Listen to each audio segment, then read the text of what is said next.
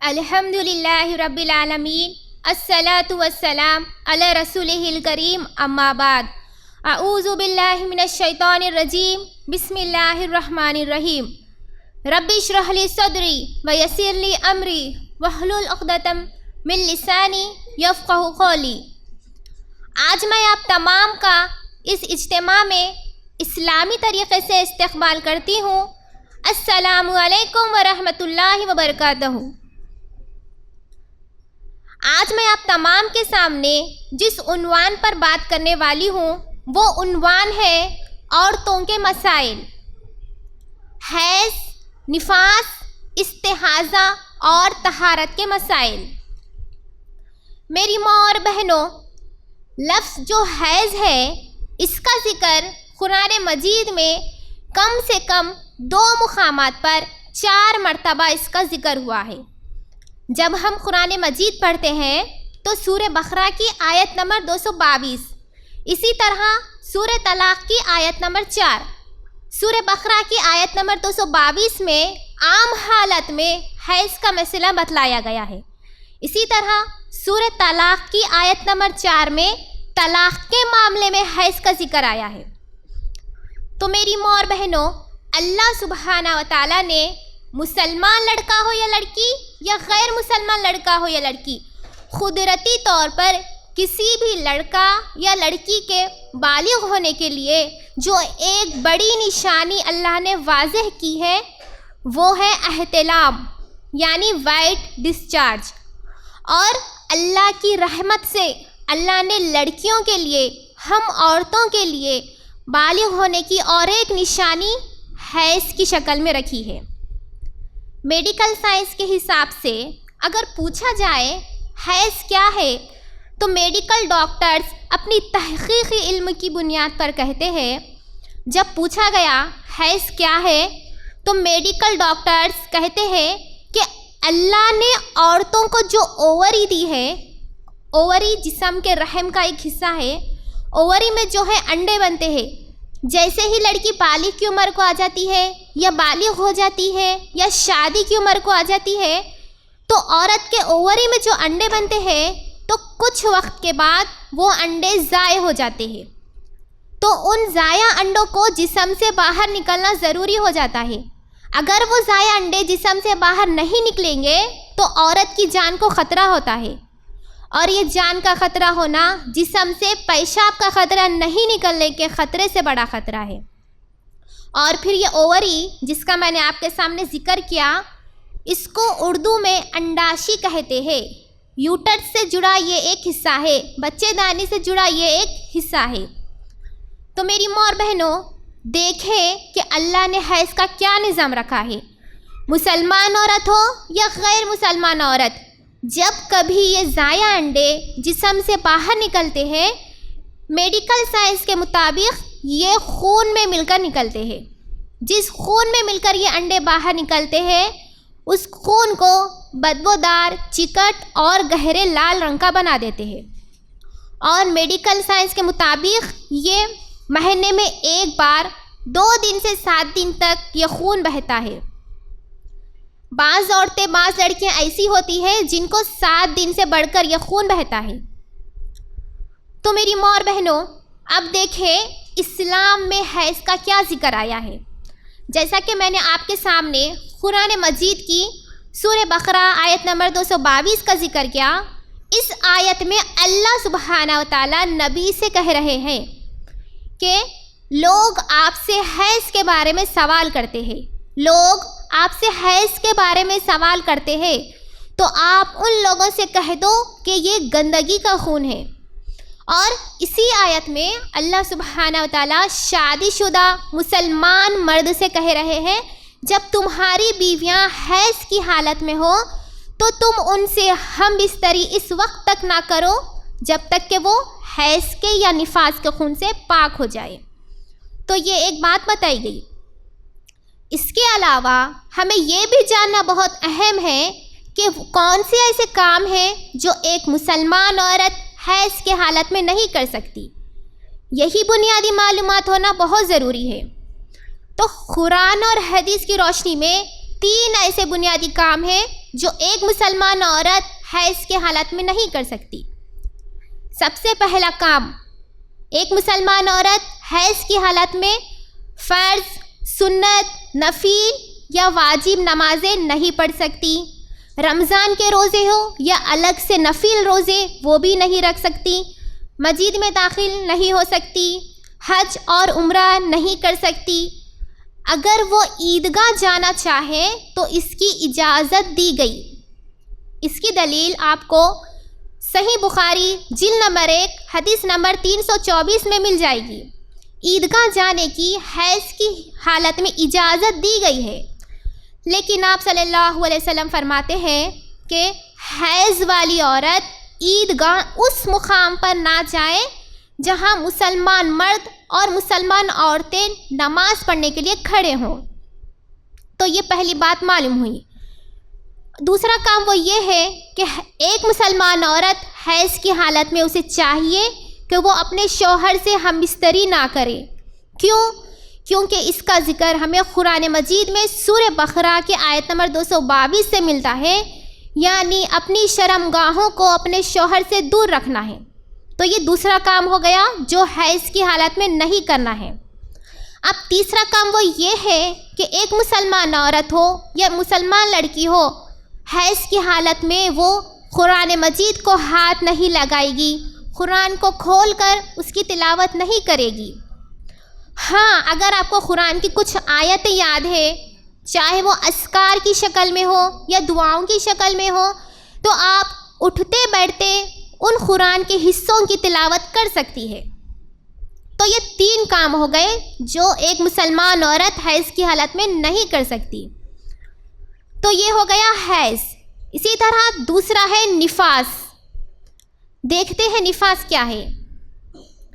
عام طور پر ہم لوگ کہتے ہیں بچہ پیدا ہونے کے بعد بچہ یا بچی جب عورت کسی کو جنم دیتی ہے تو اس کے بعد جو خون بہتا ہے اس کو نفاس کہتے ہیں، یعنی ڈیلیوری کے بعد والے خون کو نفاس کہا جاتا ہے۔ جس طرح پیریڈز، مینسز یا ماہواری یا حیض جسے آپ کہتے ہیں، یہ مہینے میں 2 دن سے 7 دن تک یا 7 دن سے بڑھ کر یہ خون کسی نہ کسی کو بہتا ہے۔ نفاس کے لیے کہا جاتا ہے سائنٹیفکلی کہ اس کا پیریڈز ٹائم میکسیمم 40 دن ہے۔ اس لیے ہم لوگ دیکھتے ہیں جب کبھی ہمارے رشتہ داروں میں یا خود ہمارے یہاں کسی کی ڈیلیوری ہوتی ہے تو 40 دن کی عدت کہا جاتا ہے۔ یہ 40 دن ناپاکی والے دن کہے جاتے ہیں۔ لیکن آپ کو یہ بات جان کر بہت تعجب ہوگا کہ کئی ہماری مسلمان بہن ایسی ہے جو اس بات کو نہیں سمجھ رہی کہ 40 دن پیریڈز ٹائم میکسیمم ہے، زیادہ سے زیادہ والے دن ہے۔ اگر 40 دن کے اندر اگر ہماری کوئی مسلمان بہن پاکی اختیار کر لیتی ہے، اسے خون بہنا رک جاتا ہے، تو اسے غسل لے کر نمازیں پڑھنی ہوگی اور رمضان کے روزے رکھنے ہوں گے۔ تو یہ ہو گیا پیریڈز ٹائم میکسیمم نفاس کا، اور یہ خون بچہ پیدا ہونے کے بعد ہی بہتا ہے۔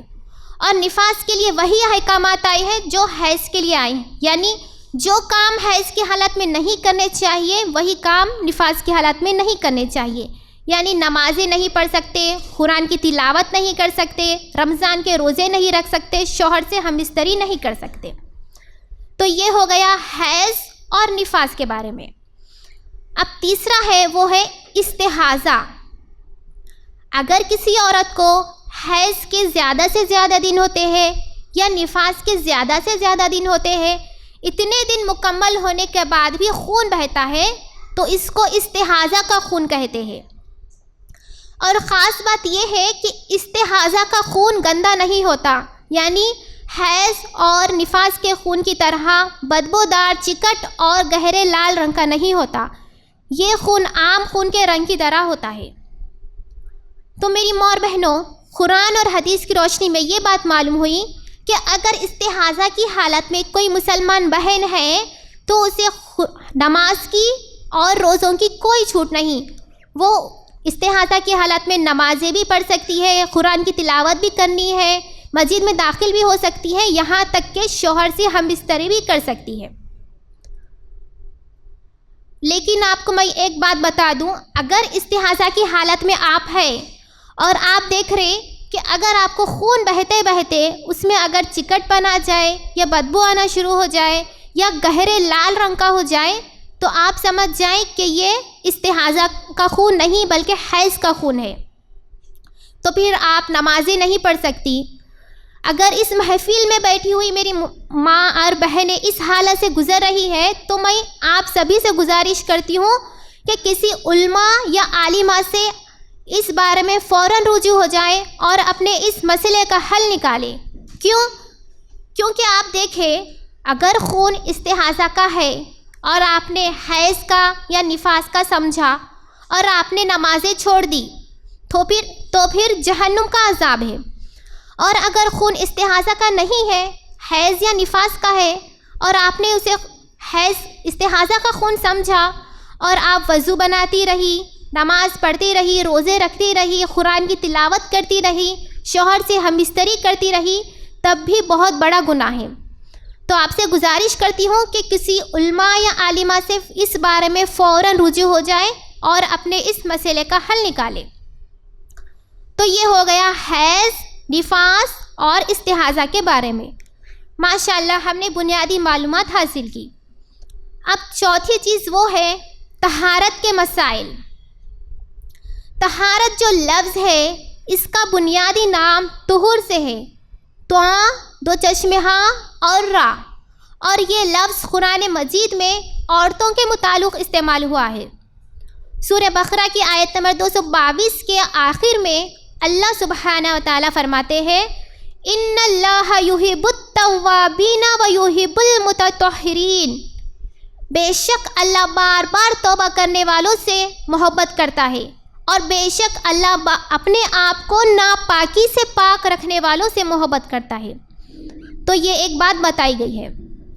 تو میری ماں اور بہنوں، ایک مسلمان عورت کو طہارت کی ضرورت کب پڑتی ہے؟ یہی بنیادی معلومات ہونا بہت ضروری ہے۔ کوئی بھی مسلمان عورت ہوا خارج کر دے، جسے ہم فارٹنگ کہتے ہیں، طہارت کی ضرورت پڑتی ہے۔ پیشاب یا قضائے حاجت کے بعد طہارت کی ضرورت پڑتی ہے۔ حیض اور نفاس کا خون مکمل طور پر رک جانے کے بعد طہارت کی ضرورت پڑتی ہے۔ شوہر سے ہم بستری کے بعد طہارت کی ضرورت پڑتی ہے۔ اگر کسی وجہ سے احتلام ہو جائے تب بھی طہارت کی ضرورت پڑتی ہے۔ تو یہ 5 چیزیں ہمیں بنیادی یاد رکھنا چاہیے۔ اب ان 5 چیزوں میں ہمیں طہارت تو لینا ہے، لیکن اس کا طریقہ کیا ہے یہ ہم جانتے ہیں۔ تو طہارت کی 3 شکلیں ہیں۔ طہارت کی سب سے پہلی شکل، پیشاب کرنے کے بعد پیشاب کی جگہ کو اپنے لیفٹ ہینڈ سے پانی کے ذریعے سے مکمل صاف کر لیں گے، یہاں تک کہ پیشاب کے قطروں کی بھی نشانی باقی نہ رہے۔ اسی طرح قضائے حاجت کے بعد بھی اپنے لیفٹ ہینڈ سے صاف کریں گے تاکہ کوئی گندگی باقی نہ رہے۔ تو یہ ہو گئی طہارت کی پہلی شکل۔ اب طہارت کی دوسری شکل کو وضو کہتے ہیں۔ ہم سب جانتے ہیں وضو کسے کہتے ہیں۔ تو وضو کی ضرورت کب پڑتی ہے؟ طہارت کی پہلی شکل کو مکمل کرنے کے بعد ہم طہارت کی دوسری شکل کو مکمل کریں گے۔ اگر طہارت کی پہلی شکل مکمل نہ ہوئی ہو، اس میں کوئی کمی رہ گئی ہو یا کوئی غلطی رہ گئی ہو تو ہم طہارت کی دوسری شکل مکمل نہیں کر سکتے۔ اگر ہم طہارت کی دوسری شکل وضو مکمل نہیں کریں گے تو ہماری کوئی نماز قبول نہیں ہوگی اور پھر ہم بے نمازی جہنمی کہلائیں گے، نعوذ باللہ۔ تو طہارت کی پہلی شکل کو ہم مکمل عمل میں لائیں گے، اس کے بعد ہم طہارت کی دوسری شکل پر عمل کریں گے۔ تو وضو کا طریقہ کیا ہے؟ ہم سب جانتے ہیں، ہم لوگ وضو کی شروعات بسم اللہ کہہ کر کرتے ہیں۔ اپنے دونوں ہاتھ 3 دفعہ اپنے دونوں ہتھیلیوں کو 3 دفعہ دھو لے، پھر اپنے سیدھے ہاتھ سے 3 مرتبہ کلی کرے، پھر اپنے سیدھے ہاتھ سے 3 مرتبہ ناک میں پانی ڈالے اور اپنے لیفٹ ہینڈ کی انگلی سے اپنے نک پوڑیوں کو صاف کرے۔ کیونکہ صحیح مسلم کی حدیث میں آپ صلی اللہ علیہ وسلم خاص حکم دیتے ہیں، جب تم نماز فجر کے لیے اٹھو تو اپنے ناک کی نک پوڑیوں کو اچھے سے صاف کرو، کیونکہ شیطان تمہاری نک پڑیوں میں اپنی رات گزارتا ہے۔ تو اپنی ناک کو اچھے سے صاف کرنا ہے۔ اس کے بعد 3 دفعہ اپنا چہرہ دھو لے، پیشانی کے بال سے ٹھوٹی کے نیچے تک، ایک کان کی لو سے دوسری کان کی لو تک مکمل چہرہ دھو لے۔ اس کے بعد اپنے دونوں ہاتھ کہنیوں سمیت دھوئے، پھر سر کا مسح کرے، پھر اپنے دونوں پیر ٹخنوں تک دھوئے۔ پھر اس کے بعد وضو کی بعد کی دعا پڑھے، اشہد ان لا الہ الا اللہ وحدہ لا شریک لہ واشہد ان محمدا عبدہ ورسولہ۔ یہ ایک دعا ہو گئی۔ اسی طرح اور ایک دعا، اللہم اجعلنی من التوابین واجعلنی من المتطہرین۔ یہ 2 دعائیں ہوگی۔ اگر آپ بیمار ہیں، آپ وضو نہیں کر سکتے، یا آپ سفر میں ہیں، آپ کو پانی نہ ملے، تب کیا کریں؟ سورہ مائدہ کی آیت نمبر 6 میں اللہ سبحانہ وتعالیٰ تیمم کا طریقہ بتلاتے ہیں۔ ماشاءاللہ، تیمم کا طریقہ کیا ہے؟ اگر آپ کو پاک اور صاف مٹی مل جائے تو بسم اللہ کہہ کر اپنے دونوں ہاتھ اس مٹی پر مارے، پھر ہلکے سے اپنے دونوں ہاتھ جھٹک لے، پھر اپنا سیدھا ہاتھ اپنے بائیں ہاتھ پر مل لے، پھر اپنا بایاں ہاتھ اپنے سیدھے ہاتھ پر ملے، پھر وہی دونوں ہاتھ اپنے چہرے پر پھیر لے۔ پھر اس کے بعد وضو کے بعد کی دعا پڑھے، اشہد ان لا الہ الا اللہ وحدہ لا شریک لہ واشہد ان محمدا عبدہ ورسولہ۔ یہ ایک دعا، اور ایک اللہم اجعلنی من التوابین واجعلنی من المتطہرین۔ یہ 2 دعائیں۔ تو طہارت کی دوسری شکل میں ہم نے کیا سیکھا؟ وضو کا طریقہ کیا ہے اور تیمم کیسے کرنا ہے۔ تو یہ ہو گئی طہارت کی دوسری شکل۔ اب طہارت کی تیسری شکل کو غسل کہتے ہیں۔ تو ایک مسلمان عورت کو تو غسل کی ضرورت کب پڑتی ہے؟ جب وہ حیض اور نفاس کے خون سے مکمل پاک ہوتی ہے، اور شوہر سے ہم بستری کے بعد بھی۔ ابن ماجہ کی حدیث نمبر 608 اور 610 سے یہ بات معلوم ہوتی ہے، جب میاں اور بیوی کی شرمگاہیں آپس کو چھو لیں یا دخول ہو جائے تب غسل کی ضرورت پڑتی ہے۔ یہ فرض ہے ہمارے اوپر۔ اب غسل کا طریقہ کیا ہے؟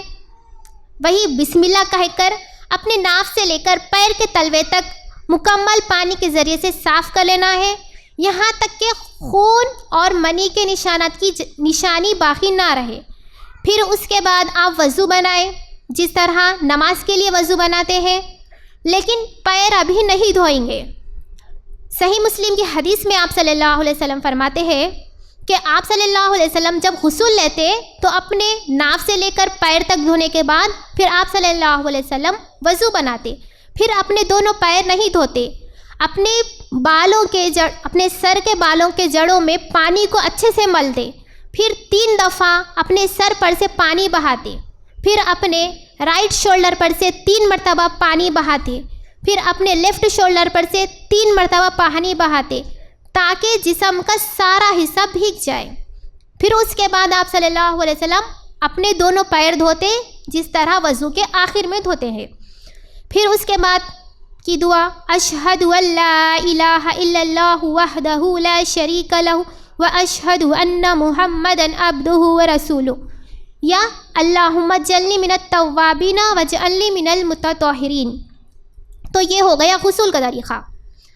میری ماں اور بہنوں، میں آپ کے سامنے یہ ایک بات بتا دوں کہ وضو کے بعد بھی یہ 2 دعائیں ہیں جو میں نے آپ کے سامنے پڑھی، تیمم کے بعد بھی یہی 2 دعائیں ہیں، اور غسل کے بعد بھی یہی 2 دعائیں ہیں، چاہے وہ غسل کون سا بھی ہو، چاہے وہ حیض کا غسل ہو، نفاس کا غسل ہو، یا استحاضہ کا غسل ہو، یا شوہر سے ہم بستری کے بعد جو غسل کرتے ہیں وہ غسل ہو۔ یہی 2 دعائیں ہیں، اس کے علاوہ کوئی دوسری دعا خاص نہیں ہے، اور نہ ہی پانی پر کوئی دعا پڑھ کر اس پانی کو نہانا ہے۔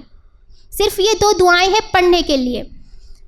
تو میری ماں اور بہنوں، آج میں آپ تمام کے سامنے عورتوں کے مسائل، حیض، نفاس، استحاضہ اور طہارت کے مسائل بیان کیے۔ تو یہی بنیادی معلومات ہونا بہت ضروری ہے۔ اگر اس میں سے کسی ایک میں بھی غلطی ہو رہی ہے تو ہماری کوئی بھی عبادت قبول نہیں ہوگی۔ آخر میں اللہ سے دعا ہے کہ اللہ ہم تمام کو پاک و صاف رہنے والا بنائے، اور اللہ ہم تمام کو دین اسلام کی صحیح سمجھ عطا فرمائے۔ وآخر دعوانا ان الحمد للہ رب العالمین۔